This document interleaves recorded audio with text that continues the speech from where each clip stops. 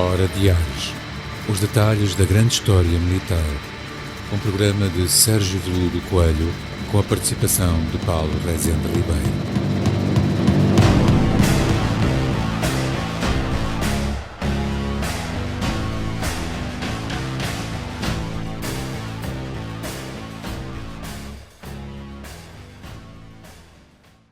Olá, ouvintes e pessoas que assistem na nossa Hora de Artes no YouTube. Estamos novamente aqui num formato diferente. O Sérgio continua no estaleiro, como ele disse, está com o casco, está a contar pontos no casco do barco. E continuamos a convidar pessoas para fazerem para ocuparem aqui a parte que o Sérgio costuma ocupar. Convidamos hoje a Renata Marques, também nossa colega na área do património, que está a trabalhar a educação e a educação patrimonial, a educação histórica no primeiro ciclo, tendo como base o Porto Liberal, a cidade liberal e essa temática que está de alguma forma está na moda. Não se esqueçam de subscrever, fazer gosto, porque é importante, o YouTube reconhece, aquelas coisas todas que eu costumo dizer quando o Sérgio está cá, porque ele também me lembra sempre. Olá, Renata. Olá, obrigada pelo convite. E também para poder apresentar o meu trabalho. Sim, tu já foste acompanhando, não é? É Tens vindo a acompanhar ao longo do tempo. Conheço bem o teu trabalho. E o meu trabalho é então uma proposta para a educação histórica ligada ao património da cidade, a história local, que surgiu a ideia surgiu durante o primeiro ano do mestrado, na unidade curricular do professor Sérgio, durante a realização de um trabalho que tivemos que realizar para travessias geoculturais, em que eu me deparo com um património que me era desconhecido. E foi aí que eu comecei a questionar o papel do professor e a importância do professor na divulgação do património e o conhecimento e desconhecimento do património por parte dos docentes e a sua implicação depois no nosso trabalho. E esse património é o coração do Dom Pedro IV, património inigualável. E vai daí que comecei então a refletir sobre essas questões. Outra das motivações foi também a falta, muitas das vezes, de formação contínua nesta temática, na temática do património. Na questão dos professores do primeiro ciclo? Sim, na questão dos professores do primeiro ciclo, mas penso que também geral. Em geral, porque aquilo que vamos vendo a nível de trabalhos que vão sendo apresentados e de trabalhos que vão sendo realizados também nas faculdades são muito de acordo com os projetos de mestrado ou estágios de mestrado em educação histórica e que fazem também essa ponte. Temos o trabalho da Universidade do Minho, da Faculdade de Letras, também do Politécnico de Viana, são assim aqueles que eu vejo assim mais de perto, que têm tido um bom trabalho nessa parte, mas parte muito deste contexto depois de formação específica de mestrado. A nível de formação contínua de professores, não vemos tanto. E o mesmo acontece com a questão da formação inicial de professores. Eu já fiz a minha formação inicial há 20 e poucos anos e não trabalhei as questões do património. E também a questão do património tem vindo ao longo dos últimos 2 décadas a ter uma maior importância, maior visibilidade e eu pensei que também houvesse essa preocupação no currículo, no plano curricular das licenciaturas em Educação Básica. E então também me debrucei sobre essa questão, estive a analisar os planos curriculares e ver quais seriam as unidades curriculares e as faculdades e politécnicos que têm a licenciatura em Educação Básica e também ainda surge muito pouco o património nas unidades curriculares da formação de professores. Sim, porque eu fiz formação em professor, mas foi na parte de história completamente diferente. Nós temos uma abordagem completamente diferente. Vocês, no primeiro ciclo, têm uma abordagem a uma série de áreas de conhecimento, têm que estar preparados para... A história é uma delas. mas é uma história assim muito superficial, não aborda estas questões do património. Não sei se até pode abordar, mas não de uma forma aprofundada e como ela deve ser abordada, penso eu. Sim, há muitos bons trabalhos nessa área, mas também ainda temos muito aquela metodologia do manual. E muitas das vezes os professores restringem-se ao uso do manual e que quando estamos a trabalhar o estudo do meio, que é a área específica desta temática, não se pode pegar no manual como único elemento de trabalho pedagógico. Criar os próprios materiais nessa parte é importante. Sim, é muito importante e partir para o meio. Se é estudo do meio, então vamos sair da sala de aula e vamos efetivamente conhecer o meio onde estamos inseridos e tentar identificar determinados elementos patrimoniais, históricos, eu que te conheço, naturais. Sei que muito de fazer isso com os teus alunos.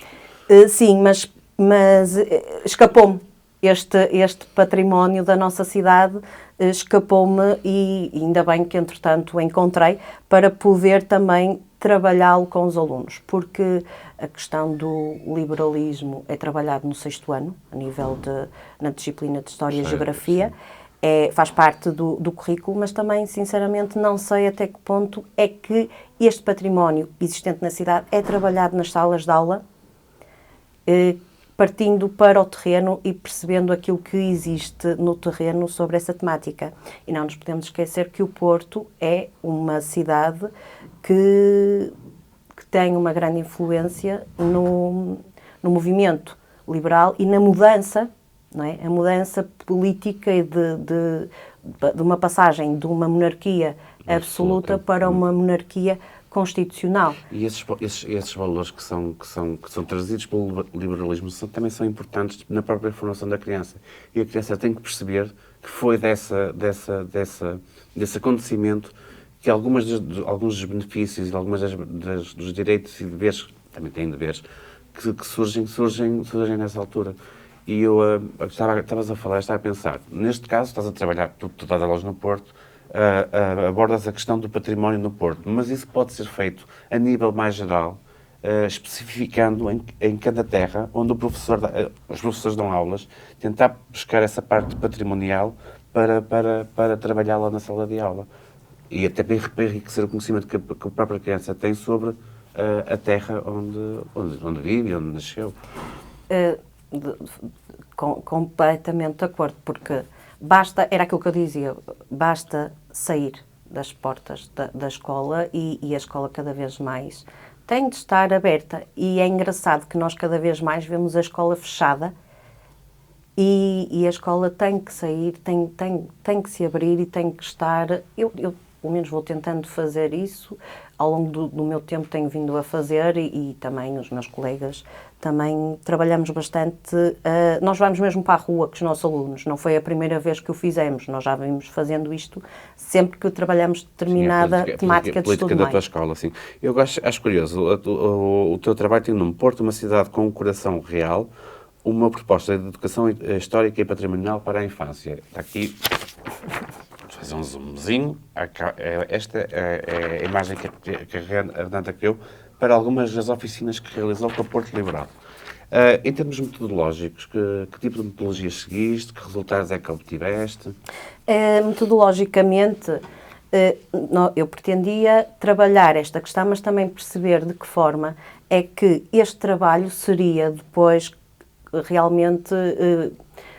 produtivo para os alunos e se traria algum contributo a nível do seu conhecimento desta temática. Ou seja, se aquilo que eles saberiam à partida, como ponto de partida, antes de começarmos a iniciar o nosso trabalho, seria o mesmo, ou se haveria mudança significativa nesse conhecimento no final, que era isso que nós pretendíamos e era isso que nós esperávamos com este trabalho.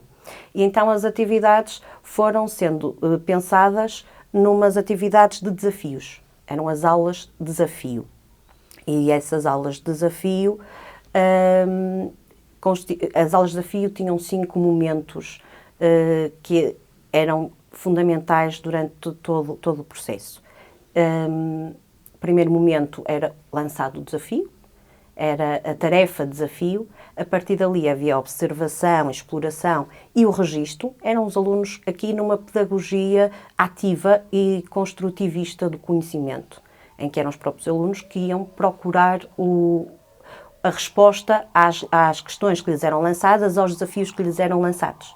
Depois, a comunicação desses resultados ao resto dos elementos do grupo com o qual estávamos a trabalhar, porque nós fizemos este trabalho com 3 turmas do 4º ano.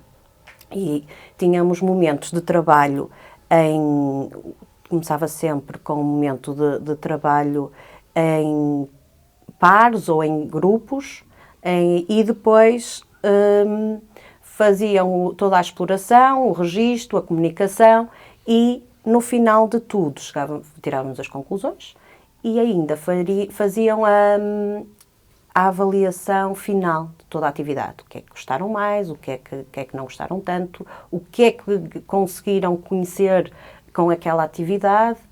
E as aulas oficina eram assim. Mas para além das na fase inicial em que eles ainda não sabiam de nada. Não, portanto... na fase inicial, isto eram as aulas de desafio. Inicialmente, antes de começarmos este trabalho, foram constituídos 2 grupos. O grupo experimental, que era o grupo da minha escola, as 3 turmas do 4º ano, e um grupo de controle, em que era constituído por 3 turmas de 2 escolas com as características idênticas à nossa, para podermos ter uma amostra que fosse válida, para podermos continuar o nosso estudo. E aí, o início foi apresentado um questionário, o pré-teste, foi apresentado um questionário com 25 questões, num total de 51 itens de resposta, em que tínhamos respostas com lacunas, de verdadeiro e falso, de ligação, com vários formatos de questões, em que pretendíamos perceber quais eram os conhecimentos das crianças relativamente a monumentos, figuras históricas, a locais e a datas. Acho que não me falta nenhuma. Que são e acontecimentos na cidade. Que elas poderiam eventualmente conhecer porque estão expostas a elas de alguma forma no dia-a-dia. Sim. E depois, no final, o grupo experimental foi então desenvolvendo as atividades desde o 2º período até ao 3º. Foi basicamente em janeiro foi feito o pré-teste e a partir daí fomos começando a desenvolver essas atividades até junho. No final de junho terminaram as atividades com a preparação de uma exposição e essa apresentação depois à família e a toda a comunidade educativa.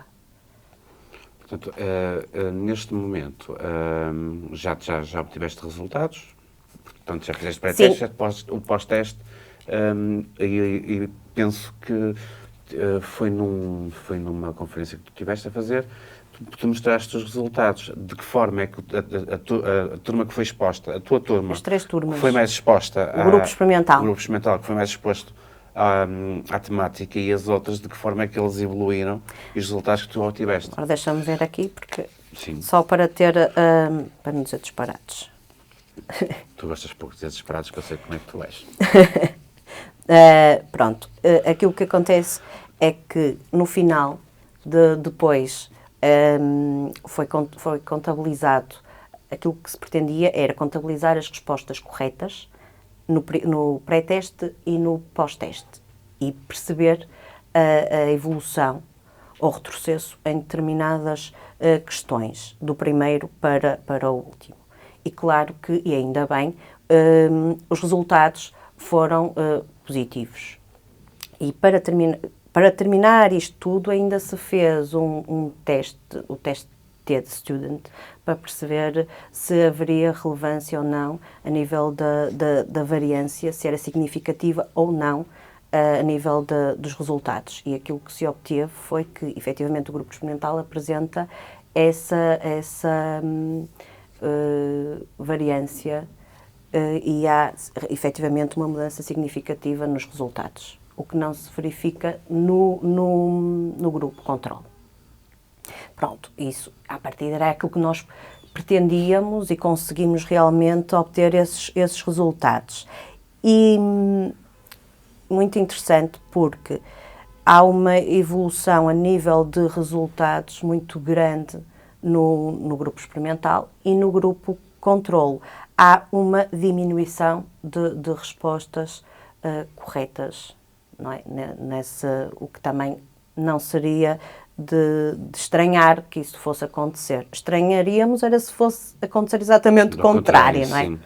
Pronto, por isso conseguimos obter aquilo que estávamos à espera. E além disso, para além destes resultados, que é um bocadinho para dar um certo rigor ao nosso trabalho, aquilo que ainda nos deixa mais satisfeitos é o entusiasmo das crianças no trabalho desta temática, que à partida poderíamos achar que não era do interesse de crianças de 9, 10 anos de idade. Sim, eu penso que sim, e penso que podes falar um pouco nisso. As ferramentas que tu utilizaste para eles conseguirem esses resultados foram fundamentais para que eles assimilassem e não fosse mais uma atividade daquelas que é feita na escola, mas que fosse uma coisa que tivesse, penso eu, que tivesse, ou que vai ter uma durabilidade muito maior para eles. Porque há uma vivência e há uma construção do conhecimento.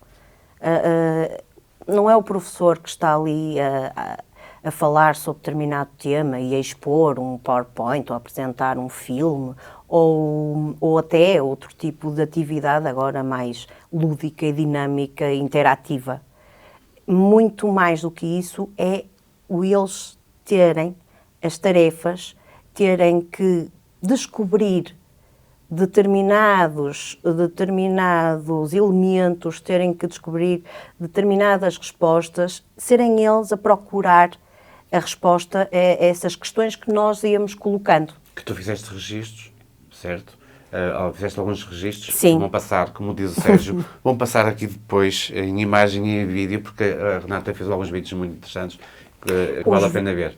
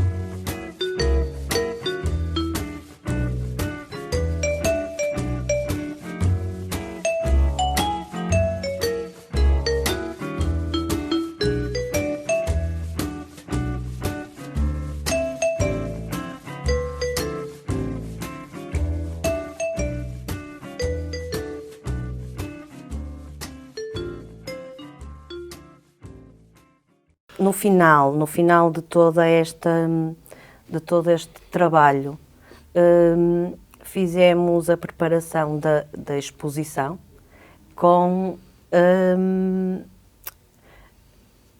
dividimos nós tínhamos 3 turmas, então nós fizemos 12 atividades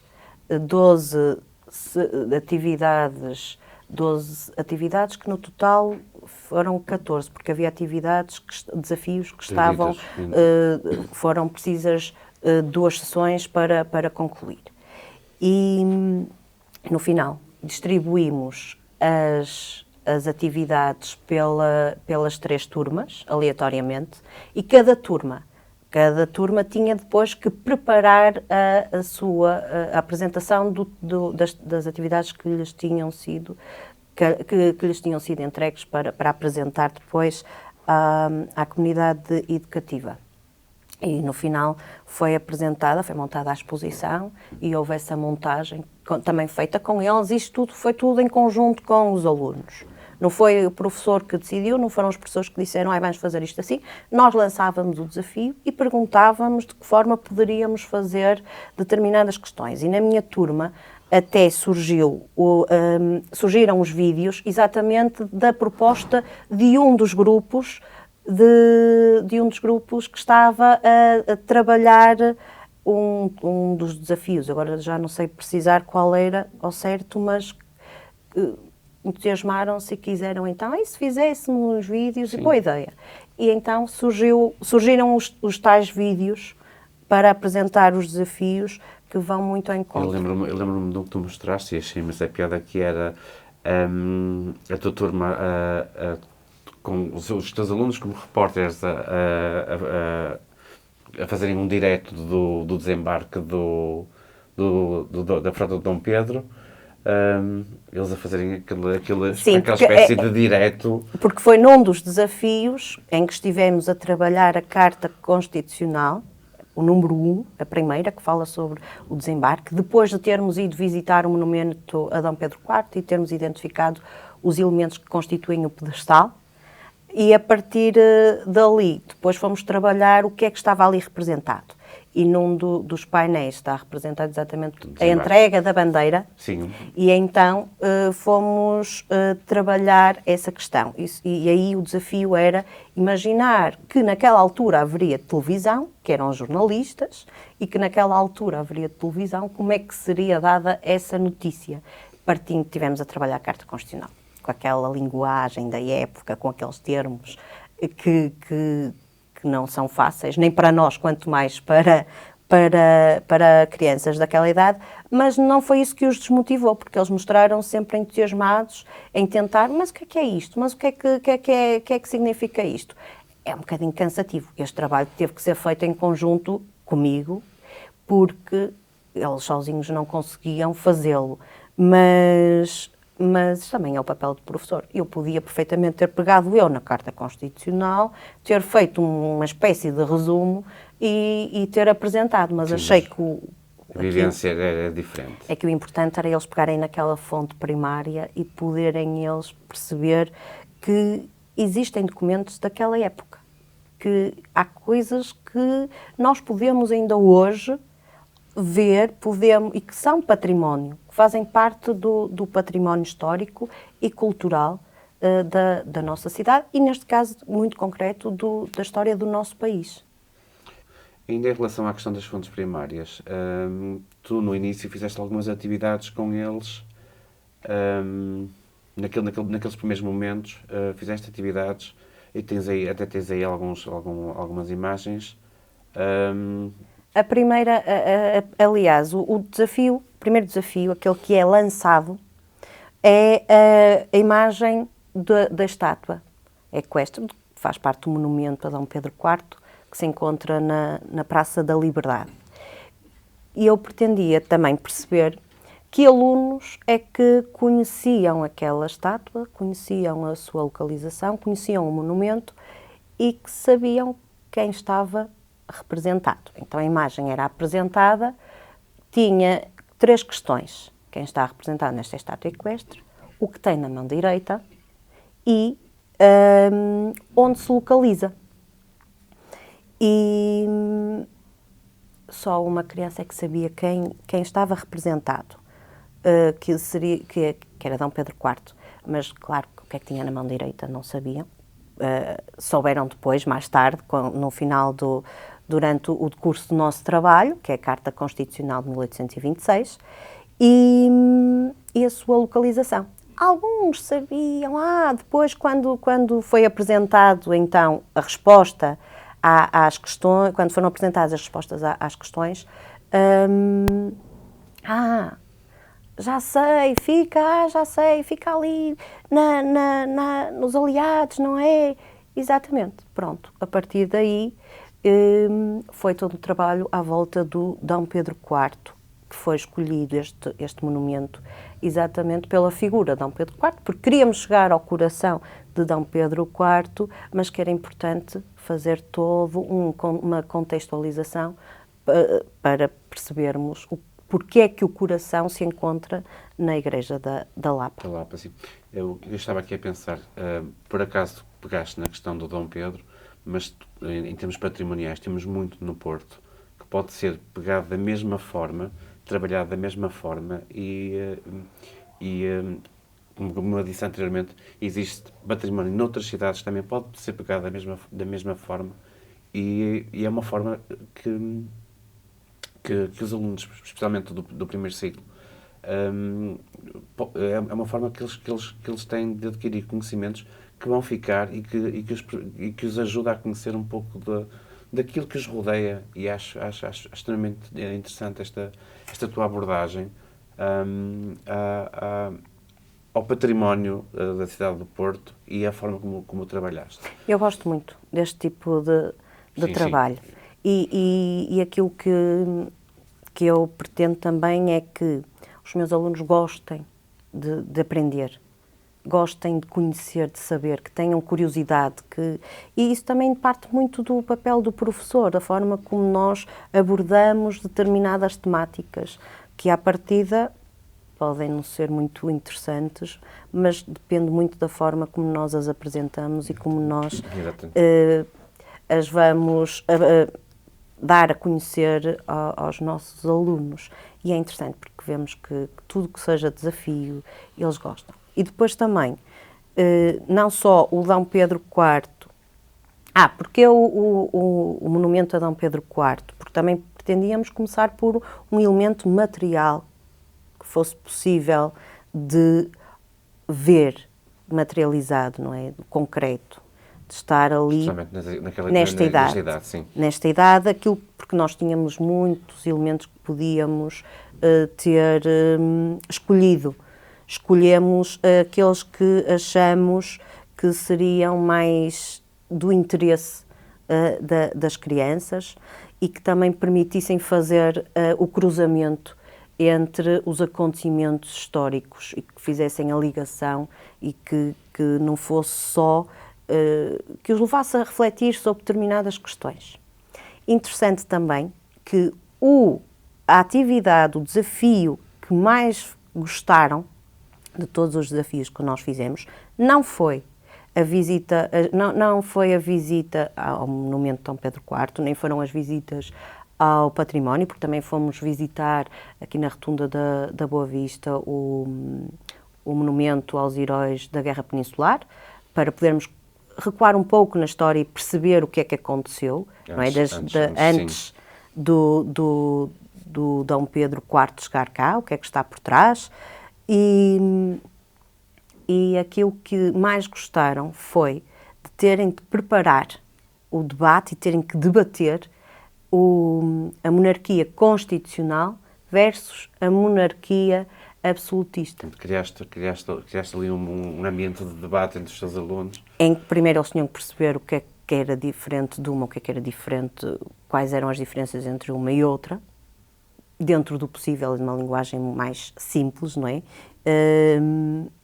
E depois, aleatoriamente, aí foi mesmo aleatoriamente, foram distribuídos, foi aquilo que foi saindo, porque os papelinhos tinham monarquia constitucional ou monarquia absolutista e eles tinham que depois se posicionar num dos lados e defender, mesmo não acreditando naquilo, sim, não concordando com aquelas ideias, e isso também era o desafio, isso também era interessante e é engraçado que foi a atividade, foi o desafio que mais gostaram. Se calhar eu estava aqui a pensar, se calhar é uma atividade importante para o período em que eles chegarem a uma altura em que vão ser adultos e vão ter que tomar decisões, e se calhar esse trabalho que tiveste com eles vai ajudá-los muito, se calhar torná-los cidadãos mais ativos, mais conscientes e não tão, não, e possivelmente pessoas com interesse na política, nas questões sociais que hoje em dia se debate muito a questão da abstenção e da não participação nas eleições, e os seus alunos com este trabalho ficaram pelo menos com uma noção do que é isso, e se calhar no futuro vai ter alguns reflexos nesse tipo de participação política e de cidadania. Pelo menos nessa altura também se refletiu exatamente sobre essa questão, não é? Da monarquia constitucional, a partir da qual foi possível as eleições, não é?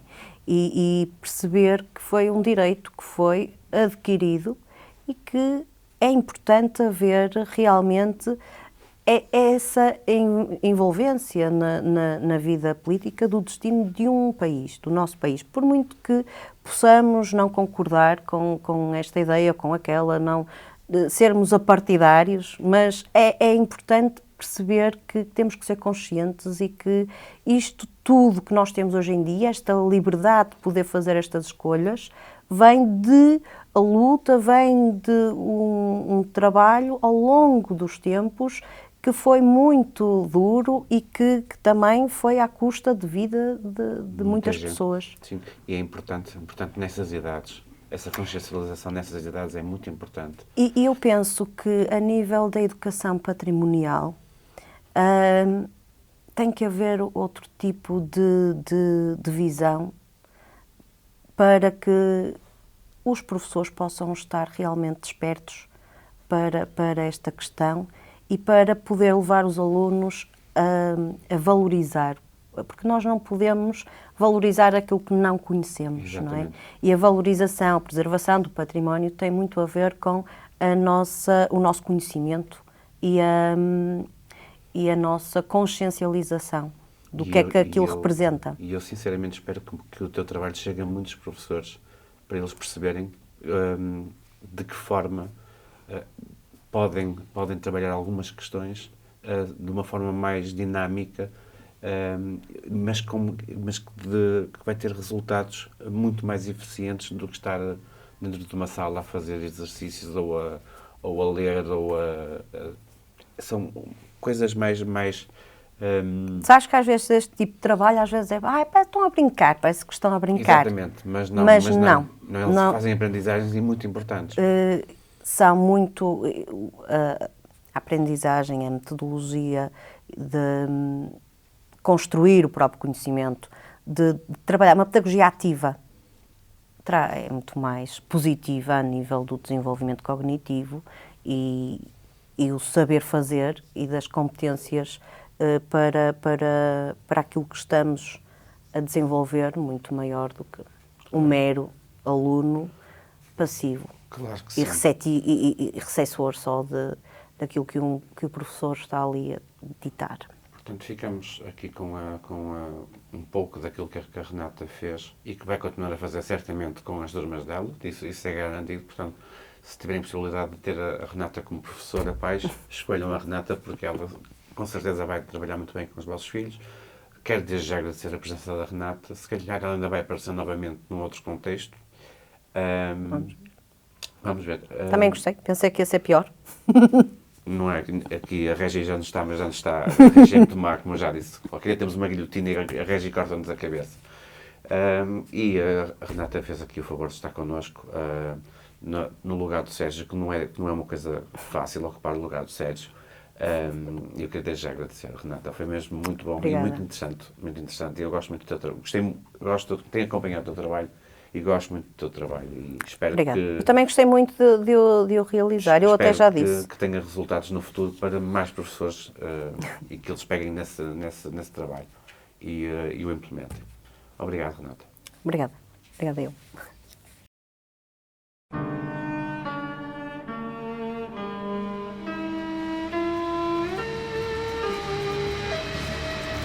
Hora Diários. Os detalhes da grande história militar. Um programa de Sérgio Veludo Coelho com a participação de Paulo Rezende Ribeiro.